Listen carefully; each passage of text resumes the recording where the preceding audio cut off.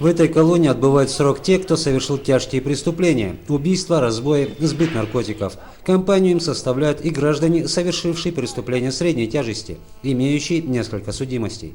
Некоторые из них сегодня вновь стали свободными, попали под амнистию.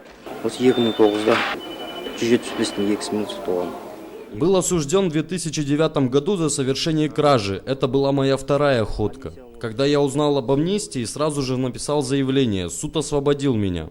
В этот раз я отсидел 3 года из 4 назначенных судом.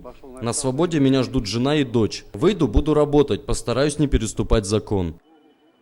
Всего на свободу вышли 14 человек, еще 100 попали под послабление режима. Зону строгого режима сменили на колонию ИЧ-167/3.